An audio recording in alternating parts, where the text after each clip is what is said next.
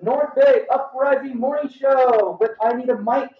Rachel, you are a treasure in the downtown. You are known to be that go-getter, getting the voices of those who are creating, and you are creating as well. So podcasting is a little bit different than broadcast FM. You are hyper local. You are like the neighbors for these folks. Tell us about yourself. Yes. So just a little bit about myself. So I was born and raised in Richmond, California, Bay Area, stand up, and I've been writing poetry since I've been 12 or 13 years old, but I've been writing stories or writing in general since I was 9 years old. So just from that point on, I have always had this passion, always had this art for words. What a lot of people, but some people don't know about me, I stutter. And so one of the many things that I noticed with myself is to recite my words out loud and to be very calm with it, to not have anxiety about my feelings, about my emotions, because it does involve me, and it's like I may not know me, but I'm getting to know me by how I'm talking, on how I'm figuring out how to express myself. And so I do that with my poetry more now. When we first got introduced, I Need a Mic was focusing a little bit on the mental health of folks that you knew, including the artist community. And this was an exploration of your journey. But being a poet and being a member of the artist community, I Need a Mic blossomed into a showcase of so many talents. Do you want to name drop? Yes, I do. I would love to name drop. I would love to name drop the Solano Art Council. Oh, hello, TJ. Hi, Carmen. Hello, Christine. Yes. Thank you to everyone for over there for helping me to not only get my poetry out in the open, but to also help me see my vision to do I Need a Mic podcast booth. So that was also something that I definitely love to do. Also, name drop poems by Anna and of course Julie Voice, aka Surreal Muse. Yeah, right. Yes. So yeah, shout out to Yeah Right Writing Workshop. Hey, ladies, gents, we are doing it. We are out here. We are go getters. So let's keep on getting it. And that's at the Exchange on the 600 block of Marin Street in beautiful downtown Vallejo. Yes, it is. So coming on the 24th of February, 5:30 to 7, 5:30 p.m. to 7 p.m. You're going to have, yes, a meet and greet at the Exchange in downtown Vallejo. Oh, that's exciting. That is a collective workshop space, membership based to access their workshops. That is to say, spaces for workshops, I mean. So it's membership collective, but it's open to the public. They have a lot of great events, including a second Sunday farmers market, which is going to come back during the season of spring, not during the winter time, but they had a second Sunday open farmers market event at the Exchange. It's a wonderful little spot. It is. No, it really is a wonderful little spot. I had the opportunity to go in there and first one of our last writing workshops we had did. I had the opportunity to see what that picture looked like, and I took pictures, I took videos. It was a definite vibe. It was a definite vibe, and to also say, folks, on the meet and greet, yes, I Need a Mic podcast booth will be hosting live broadcast interviews. So if you are an artist, if you are a vendor, and you are attending this meet and greet, and you would like to come onto I mean my podcast booth, let me know, and I would definitely will set it up. That's exciting. I Need a Mic podcast. This is you're getting into your third year of doing this. Yes, I am. Yeah. Literally, I am, and it's the fact that I have started. So I have started. I need a mic podcast. Dude, I had lost a little sister to suicide in 2021. Ooh. And so, yes. And so, right when 2021 had hit, it was like, okay, that's it. I'm shouting, I'm screaming, I'm singing. I have a voice and I'm about to war. And so, when I realized that I can do so much more with my voice, I had confided into a fellow, a god brother of mine. I was like, I want to do more. Something in me was telling me to do more. And so when he had said, Ray, are you talking about a podcast? I said, yes. Yeah. I said, yes, I want to do a podcast because I know my struggles with my mental health. And I know the world also struggles with mental health. Because, folks, we know mental health don't care who we are, what we are, what we look like, what we walk like, what we sound like, how we preach, what we celebrate, what do we don't want to celebrate, what we hate. It's like mental health don't care. We all can relate to how someone goes through something mentally and emotionally. I mean, we all have someone in our life who had failed attempts, who had success attempts. I'm not proud of my past, so I say, look, I know I struggle. I know I'm still learning to get to know myself, and I'm getting to know myself on my podcast. All of my episodes are straight up personal interactions on just how I'm coming to terms with a lot of my things that I push, all my trauma I push aside, everything that I didn't work on. I know why I go to therapy. And so while I know why I go to therapy, let me keep on learning and knowing myself. And so this is helping not only me intimately and personally, but it's helping the artist in me to also say, ooh, put this in this poem, put that in that poem. And so what I'm doing now, since August of last year, Yeah. I've been writing Awareness Month's poetry. Because like I said, mental health don't care.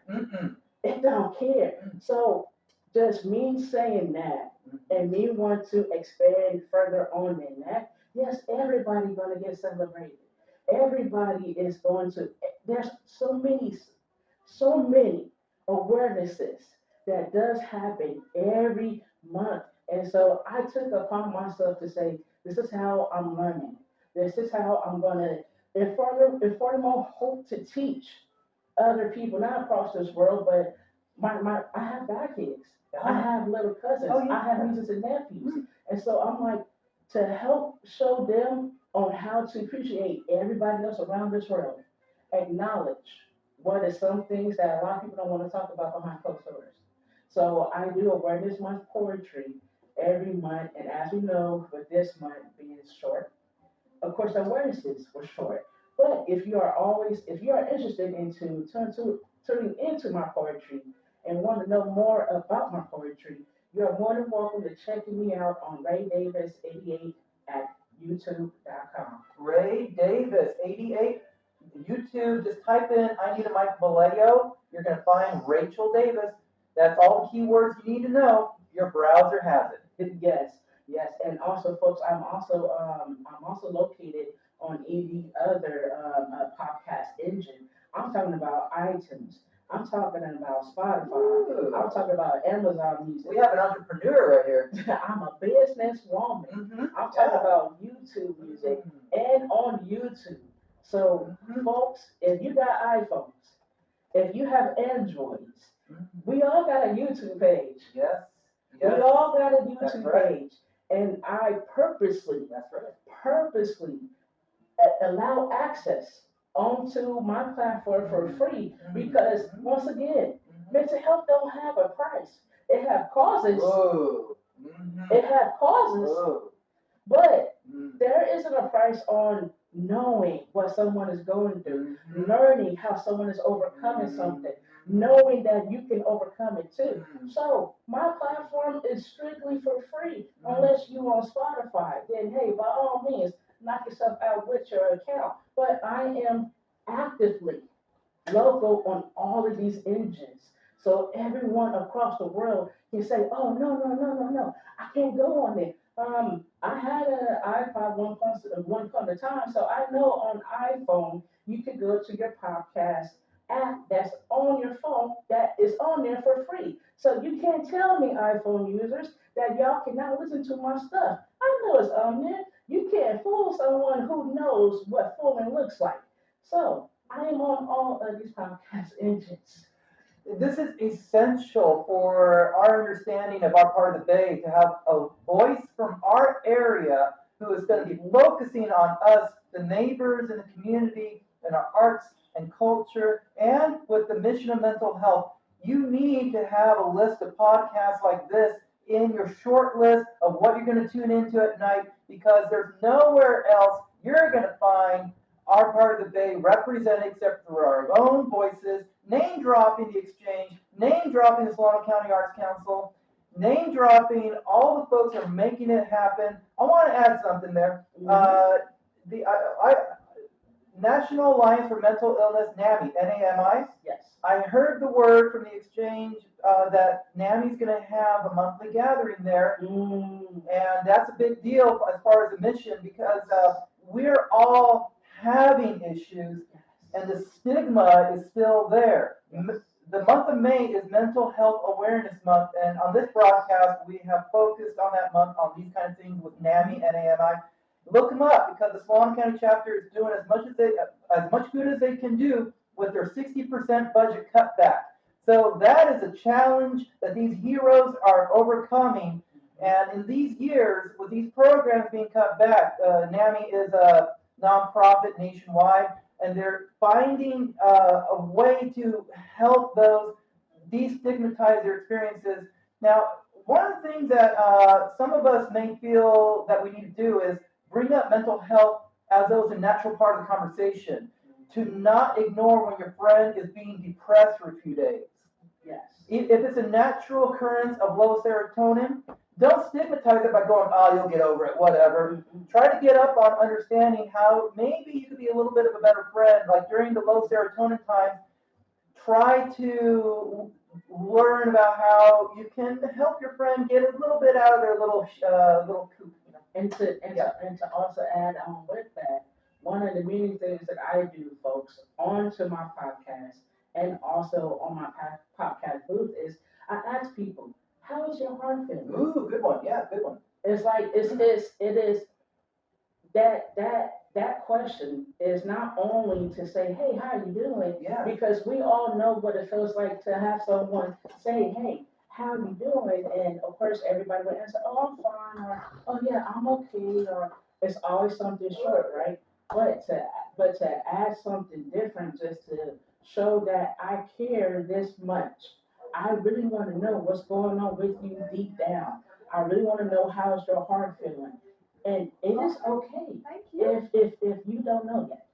It is okay if you're having a hard time even noticing, okay, I don't know how my heart really is feeling. I know it's beating. Okay, well, intimately, how is your heart feeling? And of course, the answer can be authentic. The answer can just be on the surface because you're not yet ready to really express what's going on internally. It is okay.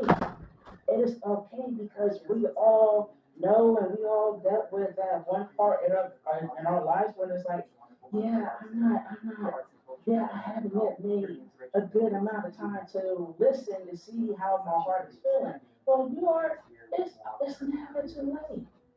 It's never too late. You are never late. You are just getting there, aka you are right on time. So I asked that question just to really get someone not only stuck in their reactions, because don't get me wrong, I do love a good reaction. I really do. Because like thank you for showing me a certain reaction that let me know, okay, I'm doing good by asking this question. Or to say, okay, not everyone is going to be ready to answer this question. But it's not going to stop me from asking it. Because I have experienced that.